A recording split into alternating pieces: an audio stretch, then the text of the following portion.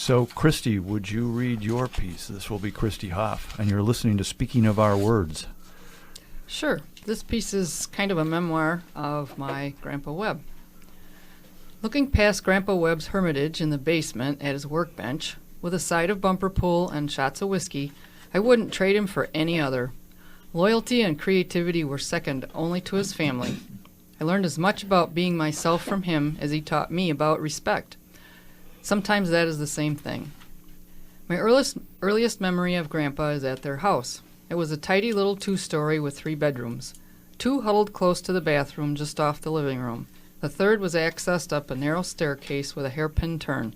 Take the door on the left because the one straight ahead leads into the attic.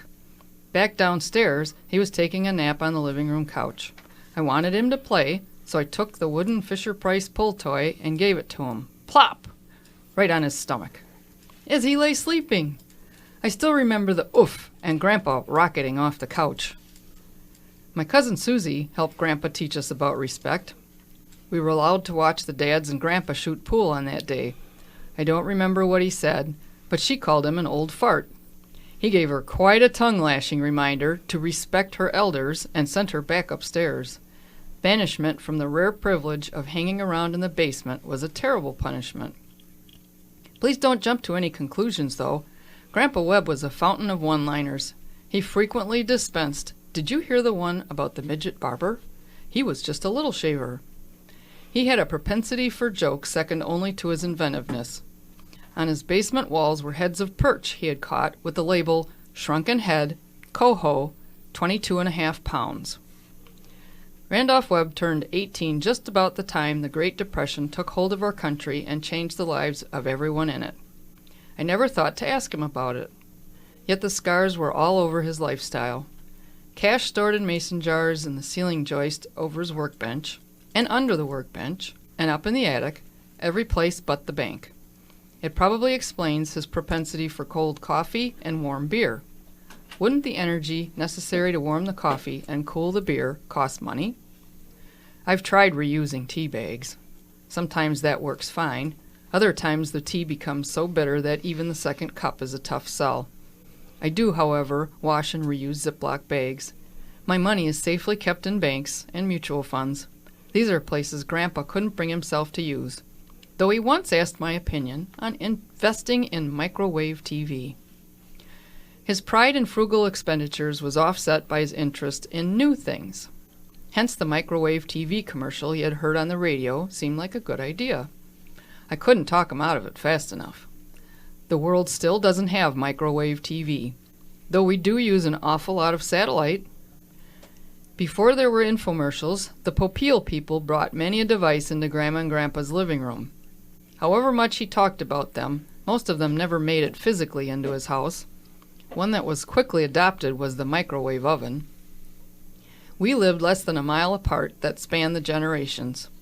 Children were to be seen and not heard, though I didn't live by that very much. Most of my childhood nicknames related to my inability to harness my tongue. Big Mouth, Chatty Cathy. One of my favorite stories involves a clerk at Montgomery Ward's. I suspect she was trying to sell my mom on a cute little girl's dress. My closet already full enough for a tomboy, thank you. I told her, "You look like a witch." Old and wrinkly and, well, I was just being honest. I don't remember Grandpa Webb ever calling me anything besides my name, though I certainly gave him occasion.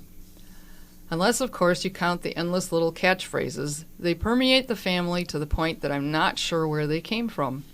Time for bed, Fred. Time to go, Joe. Part Good Time Charlie, part Doc Brown, he invented a 2-part butter dish. A tallywhacker to tell you when the mail-a-man had been to the mailbox, and tied and sold more fishing flies than anyone else in Kenosha County. The butter dish was more exciting than you think. Compiled of just 2 pieces, the butter was inside until you opened it up. Then it rose up on its own little pedestal. Voila! No butter on the cover. Of course, as a child, those were far more important than the hospital bed he helped develop. Yes, he was either the designer of or part of the team to design the first adjustable hospital bed. The Simmons Company of the Beauty Rest fame started right here in Kenosha, Wisconsin. Eventually, they moved to Indiana, taking Grandpa away from us Monday through Friday. He continued to impress our little psyches by taking all the grandkids to church on Sunday. He returned later to pick us up and take us home. Rumor has it he spent the time between at Chris's, where the first drink of the day was free if you were there when the doors opened. I am certain that Grandpa's creativity gene lives on in me. I love to make things. Painting, drawing, or compiling words, I play with new designs. Mixed with my dad's ability to use duct tape and shoestring to fix anything, I will spend an inordinate amount of time trying to resurrect something you can buy for $2.95. My penchant for reality extends to mechanical devices. Give me a keywind clock over quartz any day. Maybe it is because I like to understand how my things work. Although I do have a 7th-generation cell phone in my pocket, I don't necessarily understand how it works, though I do know how to work it. I abhor cheap plastic imitations as well as processed foods. If any of the ingredients are hard to pronounce, I'd rather pass, thank you. There cannot be anything healthy that contains ingredients pronounced with more than 4 syllables. Along with this natural ideology, home remedies hold a certain enchantment. Grandpa's mother passed along a recipe for salve that works wonders. Any wound or infection or unidentifiable physical bump was cured with Grandma's salve. Placebo effect or not, it healed most of my childhood boo-boos. Remember those flies my grandpa tied? He spent more time fishing than anyone I know. From Lake Michigan to the Fox River to the waterways of Onalaska, he knew the fish and the rod and the fly to catch them with. Bluegills and perch were so plentiful in my childhood, one could have taken them for granted. However, the respect that colored our bloodlines did not allow waste or taking gifts for granted. Besides, Grandpa's famous fish filleting kept them mouth-watering good. Grandpa not only smoked those fish he caught, but he had a terrific garden. He had an annual race with everyone else in the family to produce the first tomato. Grandpa won almost every time. Besides the tomatoes, he had asparagus, as well as apple and pear trees in the yard. The first step outside the house is into the garden. My garden is not enormous, but tomatoes, peppers, zucchini, and cucumbers grow there with Grandpa's influence. A bit of Grandma and Grandpa's neighbor's influence comes in with the grapes. I will admit, mine are half the size, but all the taste of the neighbor's. Shh! We were warned out of their garden many times. But how can a girl resist those luscious grapes hanging over into her grandparents' yard? History would tell you that Grandpa used to be a huntsman as well as a fisherman. He had a dog go down, I believe it was hit by a train, and he had to shoot it himself. You know, put it out of its misery. He put his hunting rifle away and never hunted again. There you have it. Spending much of my teen years outside, my mother would have loved for me to have a cell phone. She never knew where I was or when I'd be home. Perhaps I was out shooting skeet with uncles, playing baseball with neighborhood kids, riding my horse, or backpacking to Elkhorn with the Girl Scouts. I think she knew where to find me for the last one. I only hope my heart for others and animals is half as big as Grandpa's was. Still today I bike and run and watch birds.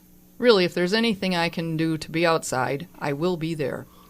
Unless it's raining. More precisely, if it's storming, I will be in the house, in the basement. That's just me. I could tell you about the time my grandma stood in the picture window watching a storm, but that is, really, another story. Thank you, Christy. Welcome. So rich in memories. I bet you had fun writing that. Oh, yeah, it was. It was quite enjoyable.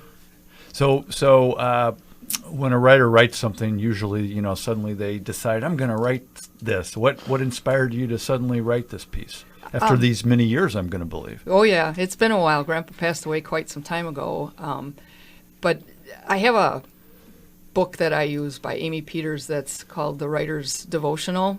And she covers many different topics, but each day she has a little something for you to do, whether it's reading a biography of a writer or a prompt or a lesson in how to, manage certain parts of writing. And one of those happened to be a prompt having to do with writing about somebody that you respect, and it's kind of a little comparison of his lifestyle and mine. Very interesting.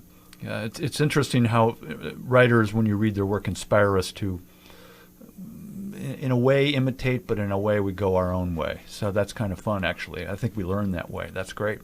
So how long did it take you to write it?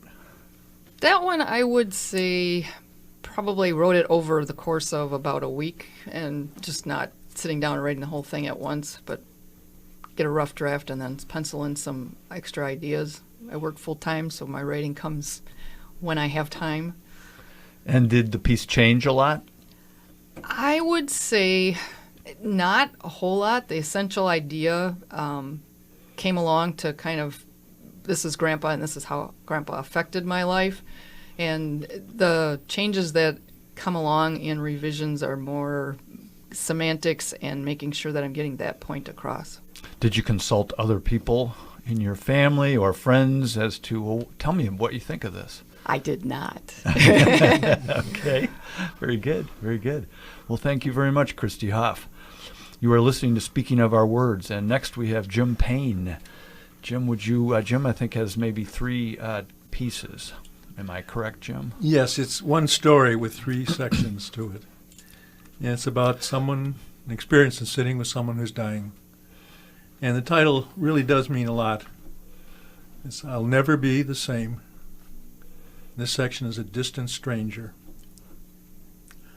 On a rain-cloudy Thursday afternoon, I stepped inside the hospice room to sit vigil for a woman dying of cancer. After her brief look in my direction, just a smile with no words, the woman dozed off, and I didn't say anything. My silence reminded me how, as a young man, I had entered my mother's bedroom. I'd never announced myself.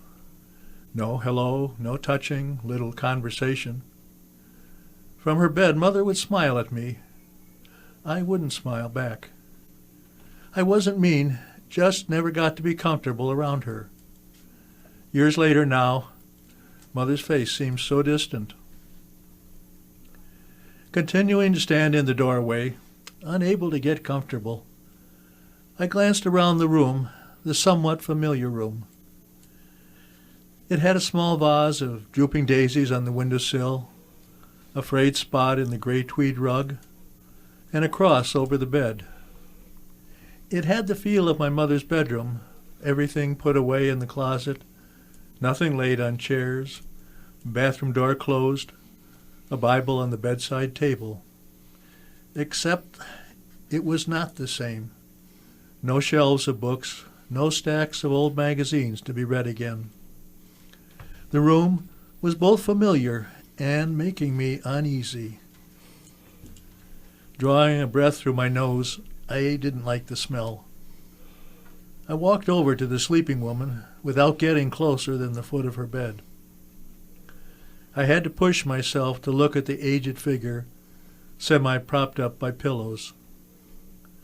Across the bed, the sun's diminishing afternoon light cast a fading yellow on the old woman lying silent, alone, eyes closed.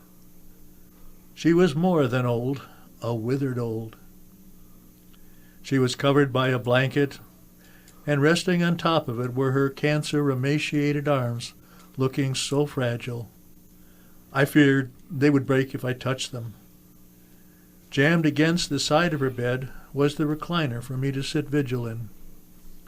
On the other side of it was the living room-sized window, curtains half drawn, looking out into the forest of trees and falling leaves. The rest of the room had a plain dresser without a mirror, nothing on top, and a lamp on the lone bedside table. So little to the room, like the woman. Still, standing at the foot of her bed, I reached inside me for a distracting thought, my personal volume. Finding none, I turned away from the body dying of cancer to look out the window.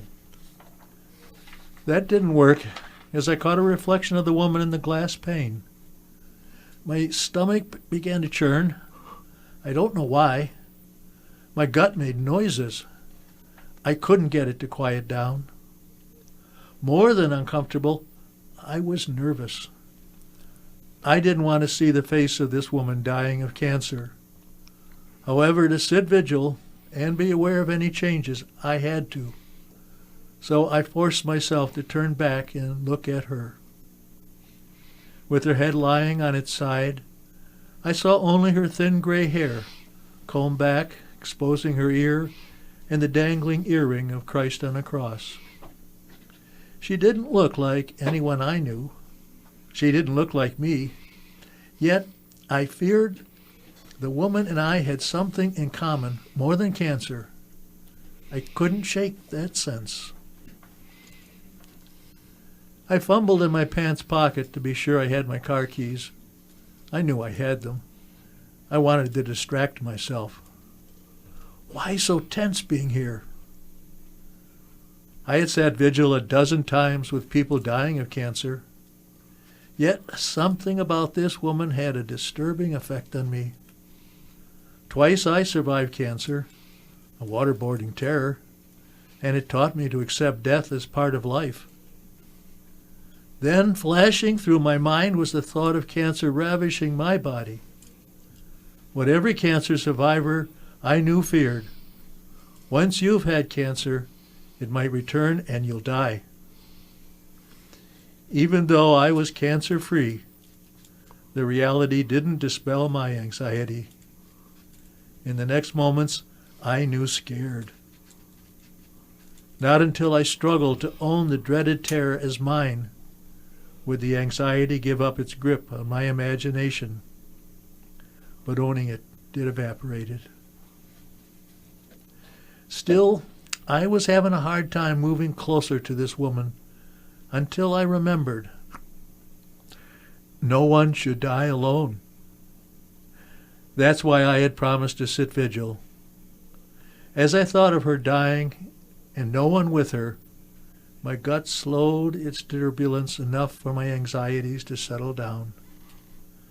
I walked to the head of her bed, not the side with the recliner, where I would be sitting so close to her. By standing a couple of feet away, I kept a space between us. However, I was feeling guilty about staying distant, like I was abandoning her. So I tried to look at the diminished figure of the old woman lying on the bed. I saw a little movement under the bedspread, outlining her cancer-emaciated body. She could hardly weigh more than her 76 years. Her arms on top of the blanket were just bony rods, shrunken skin stretched over elbows, her fingers little more than bones. The blanket covered her body, but not the aura of wasting flesh. I found it hard to believe that she could be breathing. She lay so still. Watching her unmoving state, I sensed her helplessness, and unable to do anything for her, I felt my own. Careful not to wake her, I went around to the window side of her bed and cautiously eased into the recliner. With my chair arm right against her mattress, her arm lay just inches from me, making me as nervous as being next to sticks of dynamite. Not wanting to touch her frail body, I kept my hands clasped in my lap. I wish my chair was over by the door where I came in. Sitting upright, unable to relax, I again pictured my mother in her bedroom, sitting up, reading in the bed she left only to get something to eat. She would motion me to move my chair to sit beside her. I wouldn't. She wanted me to get something for her. I didn't. My mother smiled. I frowned. My feelings for her hadn't changed. Too tense to tilt the recliner back, I leaned sideways towards the old woman and chanced seeing her face up close. I saw caved-in cheeks, shrunken lips, and a disgusting open mouth with saliva gleaming on toothless red gums. My God, I couldn't stand her ugly features. I was repulsed by the old woman's face, worse than I expected. Overwhelmed, I twisted away and peered out the window at the dying forest with its leaves yellowing and failing and falling. At least it wasn't the old woman's face. I tried hard to stay distracted by looking out at the forest, but her face kept appearing in my mind. I gasped, realizing she had affected me more than I could overlook. Her grotesque features threatened my ongoing world, my unchanging, reliable world. Inside me, new churning and twisting was threatening my commitment to sit vigil. I felt it shouting, "Run, run away!" Weird. I could face her life ending, but not her face.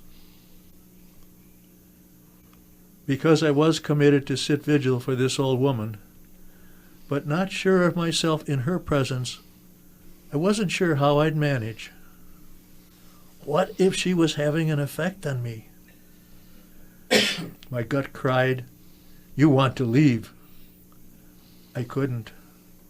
I had agreed to sit vigil with her. I would stay. After all, she couldn't have an effect on me after she was gone. At least I hope not. So glad I didn't believe in spirits or afterlife. I forced myself to turn back to the bed, restricting my attention to her thin, bony hands. I imagined her life's work written on them without words. Hands once strong enough to carve a roast. Hands preparing a restaurant of meals. Hands smelling of dish soap. Hands toiling through decades of kitchen work. For those hands, not much had changed until cancer came. It was those changed hands I saw. I continued sitting upright in the recliner, with my hands clasped in my lap, the same way I had sat when visiting Mother, except on the dead bed next to me laid a grotesque old woman. I needed a different picture and tried gazing out the hospice window, but her closeness was intruding and I couldn't blank out the image of her. All I could do was make sure my thoughts came up with ways we were different. My manicured hands made me aware my professional career as a counselor placed me in a class apart from the old woman's decades as a short-order cook. From the hospice nurse, I knew something of her life. She never married, nor had children, lived alone in a small apartment. My wife and I had lived with our 3 children in a 5-bedroom home. Now, with my career completed, my children grown, my wife buried, my final horizon was still many years away. Unlike the old woman, I wasn't approaching my final ending. While we were brought side by side by cancer, the old woman and I had different destinies. Hers ending, mine going on. Those contrasts brought little relief, and instead of making me conscious of my hands, I couldn't stop them from sliding under my legs. Was that to hide something? Did I have something in common with her? Is that what's disturbing me? I too was aging, long past middle age, over a decade into retirement. Like the old woman, I had come to know the terror of deadly tumors growing in my body. I had survived. Yet those similarities bothered me. I sensed some haunting kinship with the cancer-ravished woman beside me. I didn't want to compare her with me anymore. I was glad she didn't talk. A conversation might connect me with the woman. I kept sitting on my hands. For hours she slept, and I waited. With no one entering the room, with nothing moving, I had no sense of time, and the hours passed into evening.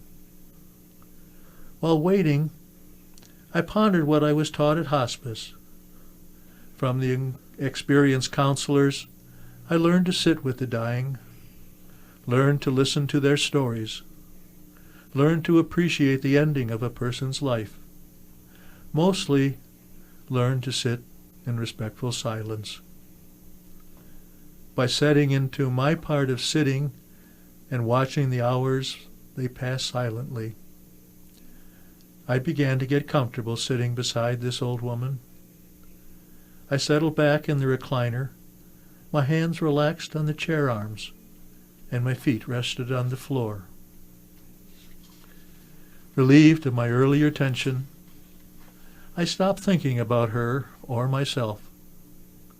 Soon I just sat, unmoving, beside the old woman's stone-still body, waiting, watching, waiting. I didn't think about who we were or how we lived. For hours I just watched. Slowly the setting sun, the silence, the stillness soothed me. I felt at peace, and nothing in me would change, just her. Dusk diminishing shadows softened her face and gradually made her featureless. Through the early night, she looked like any hospice patient. No color in her cheeks, no expression under sleeping eyes, lying still like a meditating monk. Watching, waiting, watching. Her face became so ordinary, she looked featureless to me. The next hour, the same. The next hour, the same. She became a featureless stranger I was watching, and I dozed into a night's slumber.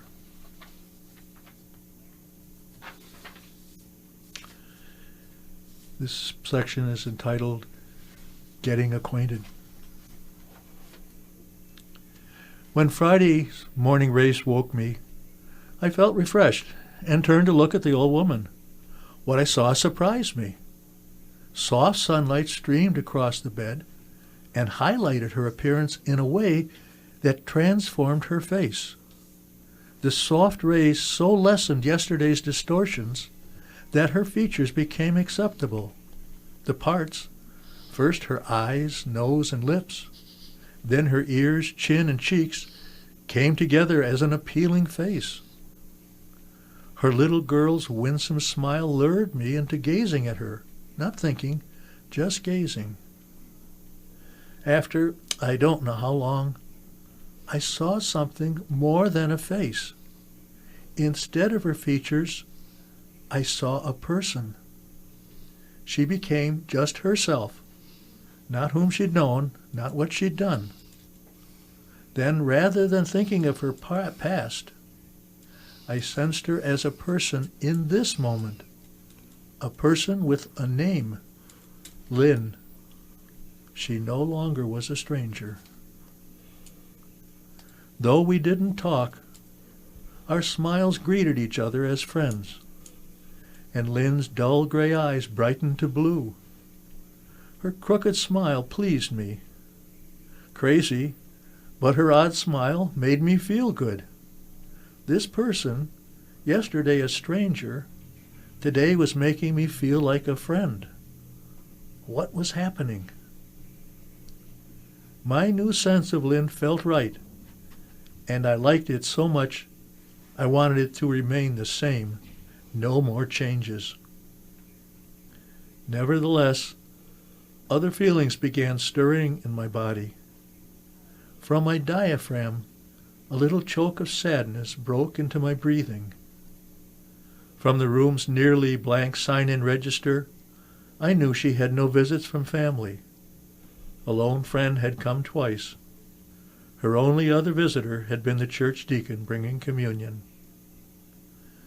I let my breathing slow and match hers. Maybe I projected my feelings when Lynn's lonesome eyes looked sad. I sensed my tears wanting to rise, but they didn't. Instead, an unexpected impulse urged me to reach over and hold her hand in mine. To do that, I would have to place my arm on her bed, and my hand would have to slide 2 feet along her bedsheet, right next to her fragile arm. My anxiety said no. Her arm would break. I was scared.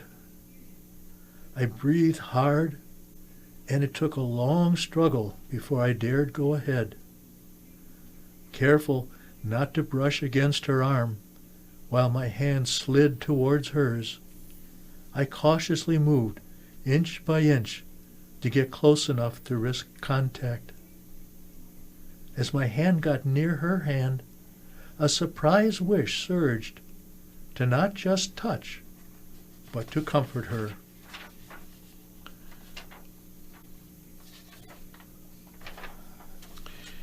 It was enough to make my hand reach out and cradle her hand in mine. With our skin touching, I felt connected, and through our soft breathing flowed an awareness of her, of myself, of us. More than I expected was happening. I was mystified why crossing the bedsheet to touch her had changed me, and it had. Was it because I had moved through my fear? For a moment I wondered what touching my mother's hands would have felt like. As we conversed by simple awareness, I remembered words from a hospice seminar, words I hadn't thought of when I recognized Lynn as a person. The words echoed, "While sitting vigil, assure them their life counted." I began to value Lynn, not from the hospice words, but from the caress of her hand touching mine. It grew into a sense of respecting Lynn's dignity. More penetrating than the words, "their life counted," was the feel of her hand in mine. The touch of the dying changed me more than the words of the living. With the communication through our hands feeling so friendly, I greeted her. "Hi, Lynn. My name is Jim." She didn't answer, didn't move her body. Her hand stayed held in mine, yet her eyes looked at me. Yes, she looked at me, and then she dozed off. From then on, when she woke up, I'd lean over to put my hand on hers and greet her with, "Hi, Lynn. My name is Jim." I came to expect her not to answer. Without her words, I didn't know what her mind held. However, her eyes looking at me was enough. Sometimes I wondered if she knew I was there. Our verbal communication continued solo, just my 6 words, until the afternoon following a greeting. "Hi, Lynn. My name is Jim." She muffled a response. "Thanks." We had exchanged words, and in her smiling eyes, I saw a quiet awareness of me. Our conversation continued silently, like seagulls circling in unseen breezes. I responded to her simple reply, my awareness gliding with hers. Although that was all she communicated through words, her presence spoke to me. It didn't bother me when she didn't use my name. Probably didn't know my name. Just as well, I could use my name, friends could use my name. However, if Lynn said Jim, it would be different. Lynn using my name struck me as so personal, it risked making me feel an intimate connection between us, a new closeness, a change that would be too much. During the next 3 hours of the early afternoon, the morphine relieved her pain and she slept. In the stillness, I became aware of myself in the simplest of ways. I just was. Instead of my mind's tangled web of busy wandering words, my thoughts slowed to a meditative quiet. I didn't think of doing anything, just being myself, nothing more. I was peaceful, contented to be myself in the still and silent presence of another. By late afternoon, even extra morphine couldn't keep Lynn asleep. Deeply disturbed, she woke up and needed things to help her ease her increasing discomfort. I would get up and bring Lynn a drink, ice chips, adjust a pillow, tuck in a blanket. I saw I was doing the same things for Lynn I might have done but didn't do for my mother. I tried to think nothing of it. Later I held out a glass of water to Lynn, and while grasping for it, her fingers moved over mine and lingered. Her touch felt eerie, unsteady, like something had frightened her. Her increasing fears foreshadowed serious deterioration. The nurse told me she was nearing her final hours, and all I could do was be there, assure her, and hold her hand. Then Lynn began waking in terror and screaming, "Help me! Somebody help me!" Her howl blew through me. I too became desperate. Her eyes bulged open with a helpless stare. I felt unnerved. My words of assurance did not muffle her screams. "Help me! Somebody help me!" As if supporting a child from falling, I put my steadying hand around hers and held it. No longer anxious about her fragile limbs, I gently stroked Lynn's arm with my other hand.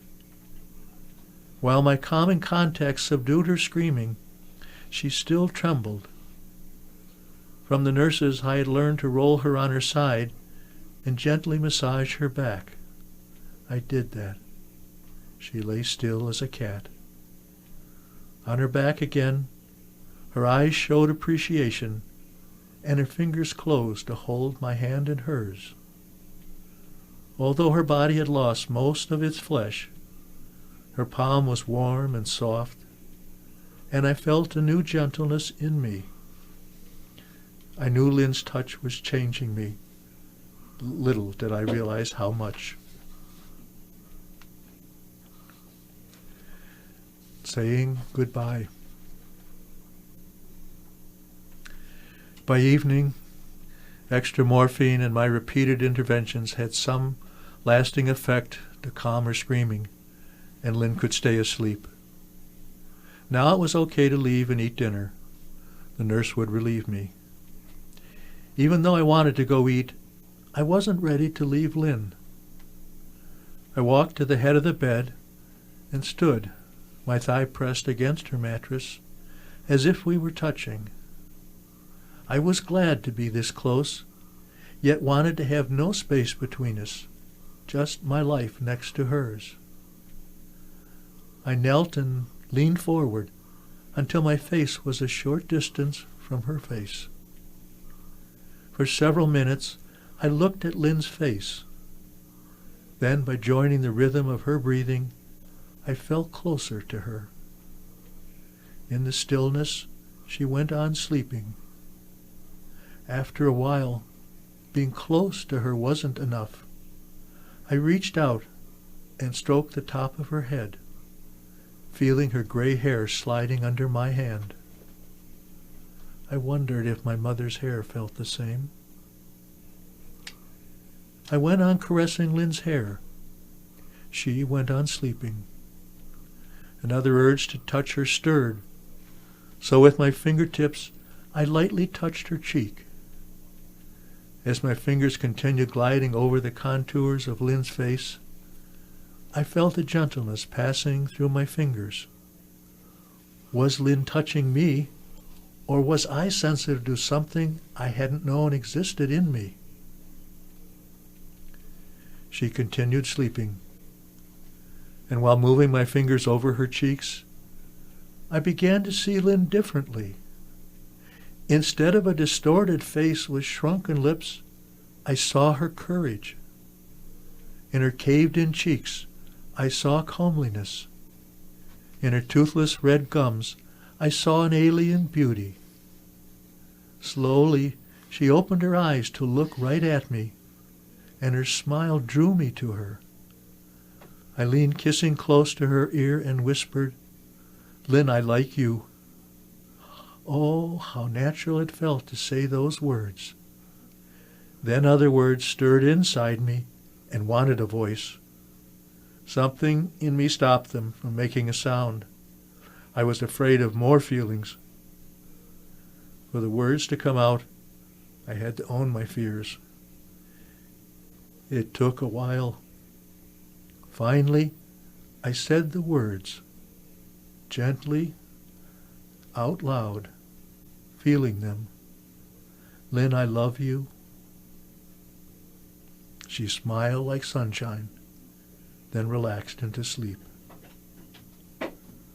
All through eating dinner, I was nourished by more than food in my heart. I felt my words, "Lynn, I love you." Those unexpected words came from me, deep in me. Her hand had only touched my outside skin, yet released a feeling inside I had been afraid to express since I lost my wife to cancer. While walking back to my no longer distant stranger, I repeated those words over and over. "I love you." I relished them, couldn't say them enough, as if I wasn't done saying them. Back in her hospice room, the last of Friday's evening light was receding. Her bed covers darkened. Lynn was waking frightened and would clench my hand. Through her squeezing fingers, I shared in her fear. Then in a weak but loud voice she moaned, "You don't know how much it means to me."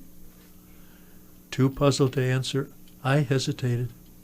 She repeated, "You don't know how much it means to me." Still lost for what to say, I waited. Then for the first time, she used my name. "Jim, help me. I need your help." She said my name. I knew she was aware of me, and we were close, like we came from the same womb. With her hands cradled in mine, I tried to reassure her I appreciated her thanks. My words weren't enough, and her cries got more desperate. "You don't know how much it means to me. I can't do it alone anymore." I told her, "I'm here for you." Again she repeated, "You don't know how much it means to me." And I didn't. When my life was ending, I would know. Lynn was slipping away. In the faded dusk of sunset, her day was ending. That night, the last night, sunset draped the old woman's bedroom in shadows, while outside the gray of evening turned light into darkness. Lynn grew weaker. She only sipped one swallow through dry lips. She awakened less, her sounds few and muffled. Her hands no longer gripped mine. Their warmth, like sunlight, was gone. Her breathing faded to simple silence. Time stopped while moments blended. In the quiet, I felt a final calm, knowing Lynn's last breaths came with her hands gently held. It didn't take long for the funeral home to remove her. As ready for the loss of Lynn as I'd ever be, I was not ready. I stayed, not able to accept her bed had been emptied. My eyes flooded with sadness, a morning I would remember, would feel, through the days of my life. This once faceless stranger would be with me long past her ending. I'd never again see her with my eyes, but in my heart I would always remember Lynn. She was more than a memory.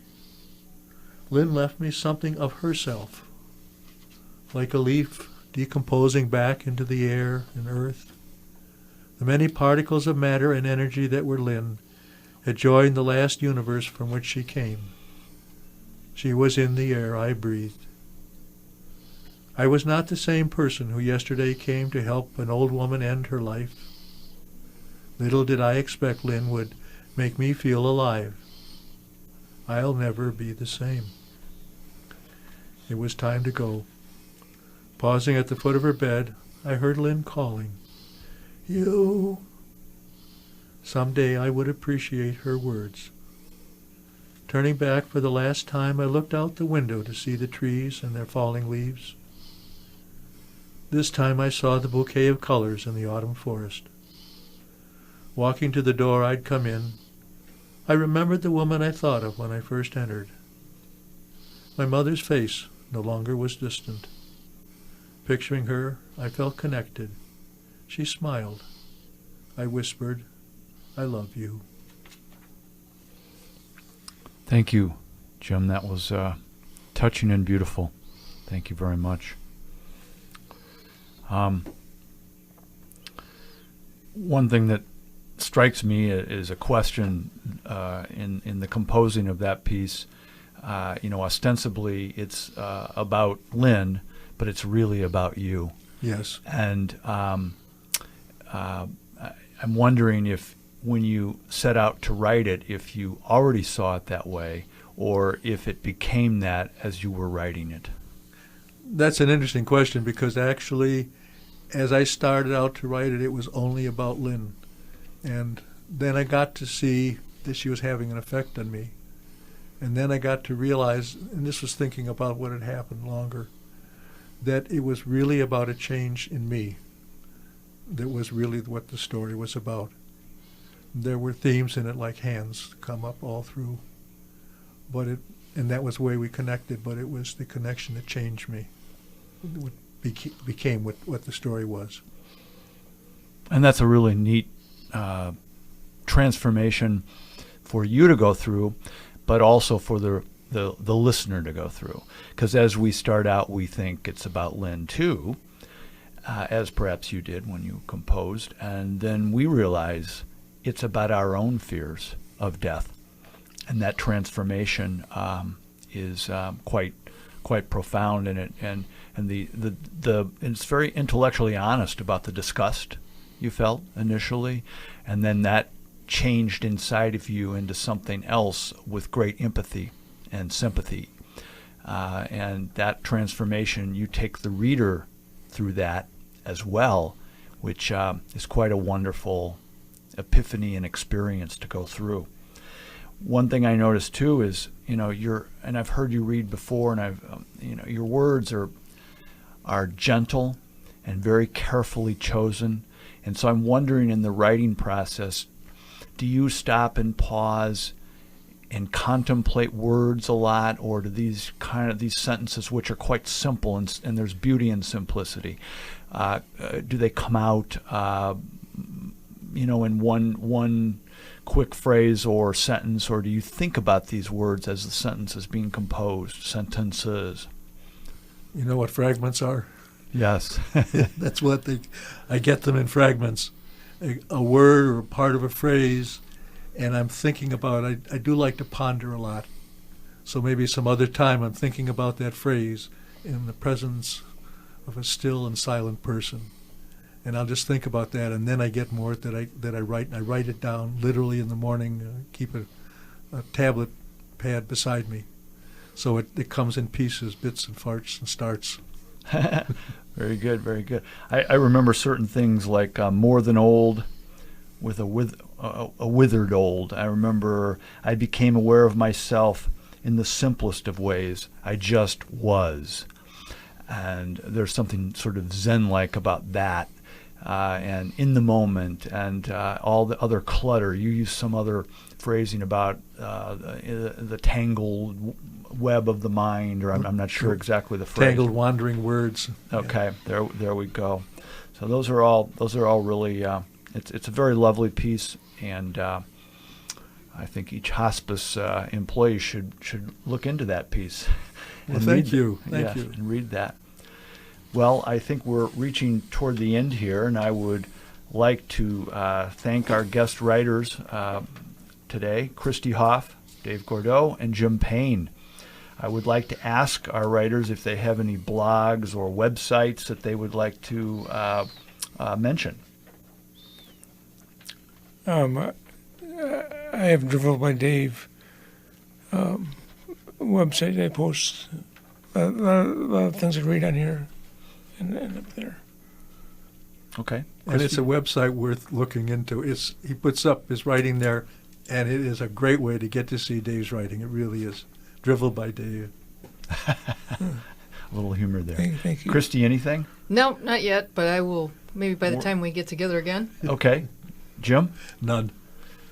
Jim, would you say a few words about our Kenosha Writers Guild meetings? Yeah, it's a wonderfully eclectic collection of people.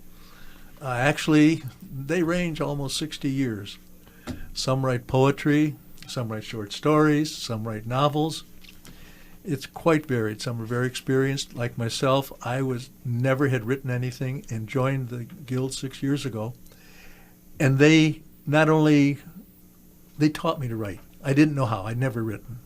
So that it's the Writers Guild, something you can learn. And we get together once a month on every third Thursday over at Carthage College in Straz Hall in room, I got to say, 196, because it's all glasses looking out over the lake. It's just beautiful. It is lovely. And we get together and we have open readings and we comment and support. We're very supportive of each other. And then once a month on the second Thursdays, we have special meetings, in-depth critiques, and I can go into that some other time. Great, great. Well, Speaking of Our Words is a production of the Kenosha Writers Guild. If you have any questions or comments or wish to participate in this program, please visit KenoshaWritersGuild.com and come to one of our meetings. Please visit the Facebook and YouTube pages for this show, Speaking of Our Words, and feel free to leave a comment. Much thanks to David Cole and WGTD, our engineer today, Russ Weller, and the Kenosha Writers Guild. Thank you very much to all our writers, Christy Hoff, Dave Gordeau, Jim Payne. This is Marshall Smith. Remember, the world needs your poems and stories. We hope to see you again next time. Thank you for listening to Speaking of Our Words. Hello there, and welcome to Speaking of Our Words, radio programming and podcast that brings you a wide range of voices, stories,